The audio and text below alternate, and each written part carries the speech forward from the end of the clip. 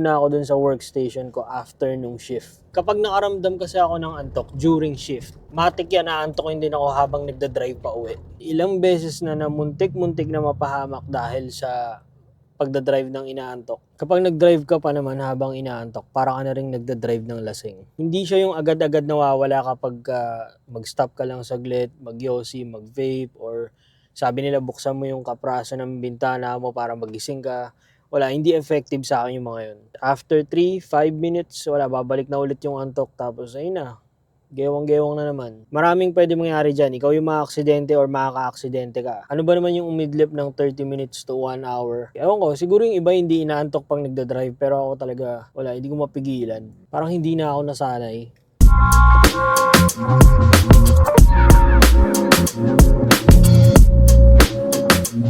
Sana umulan. May mga pahiwatig na malapit na yung tag-ulan. Yung tipong lumalaban pa rin yung summer. Ayaw pa sumuko. Ayaw patanggapin na tag-ulan na. Ang dami na talagang ka-bullshitan na nangyayari ngayon dito sa bansa natin. May nangyari na hindi inaasahan sa isang school sa Tacloban, isang elementary school sa probinsya. Hindi ako masyado sure sa details kung saan yung specific na probinsya, pero hindi ko kasi pwede banggitin dito yung details kasi baka ma-turn down tong video. But basically, meron ding dalawang menor de edad na sila yung criminal dito. And ang masaklap doon, sa school pa nangyari. Naniniwala talaga ako na may limit yung tinatawag na human rights. Wala akong pakialam kahit bata, matanda, or menor de edad pa yung criminal, but if they did something wrong, kailangan talaga panagutan. Marami pa akong gusto sabihin pero alam kong hindi ko pwede sabihin dito kasi nga YouTube policy. And ang masaklap sa lahat, anong ginagawa ng gobyerno? Wala. Tameme, parang mga mukhang tanga lang dyan. Wala ka na lang talagang choice. Dito ka lang talaga sa Pilipinas ngayon.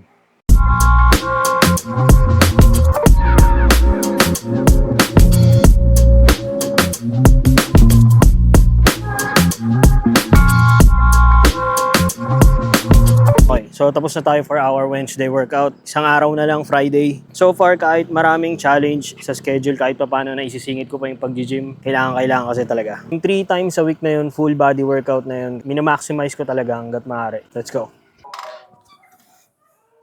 And so far, ito na rin yung time of the year na wala na masyadong nag-workout. Kanina yung pagpunta ko sa gym, almost empty na. Siguro meron ng mga 3, 2, tapos paalis na rin sila nung dumating ako. Whole workout, wala nang dumating kasi nga, ayun na. Wala na. Tapos na yung membership ng iba, yung iba hindi na nila tinuloy. Nag-stop na sila nung summer. Ganun lang din yung timeline dyan sa gym. Hindi talaga lahat consistent na buong year mag-workout. Hindi lahat. Majority talaga dyan nag-workout lang kapag malapit na mag-summer and after New Year, yung mga New Year's resolutioners. And kung gusto nyo maka-tsempo sa gym na wala na masyadong tao, from 12 PM hanggang 3-4 PM, yan yung konti talaga yung tao, as in wala halos nag-gym. Kasi unang-una tanghali, tapos yung iba nasa trabaho, yung iba namang night shift, nag-workout na sila nung morning after nung shift nila. Ang marami nag-workout dyan sa morning, tsaka sa evening, bago mag-close yung gym. Yun yung na-experience ko sa almost lahat ng pinag-gyman ko. Okay, so maglilinis na tayo ng katawan, kakain, and work from home tonight. Let's go! Parang isa yata to sa mahabang summer na na-experience ko. Etong July, expected ko talaga na malamig na, hindi na mainit, lalo na sa tanghali. Tapos yung moral ko nag-increase pa ng, ay nako, work from home kami tonight and binabantayan ko na lang din tong trabaho. Then mamayang umaga, bandang tanghali, aalis ako kasi meron kaming team building. BPO yata yung industry na madalas yung team building. Pero okay lang naman kasi yun yung chance para mag-connect yung mga employee outside work and para magkaroon ng stronger bond kapag kailangan ng teamwork na related sa trabaho.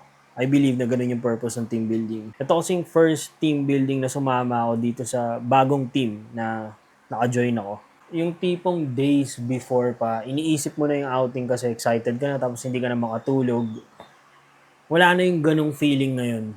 Hindi ko alam pero baka siguro normal lang din naman yung ganun pag tumatanda ka na. Recently din medyo wala akong masyadong upload ng vlog and video sa Instagram. Marami lang din mga errand na kailangan ko muna unahin for now and nagpo-focus din ako sa ibang bagay na mas nag-enjoy ako. That's it for me guys. Thank you all for watching. See you again next time. Peace.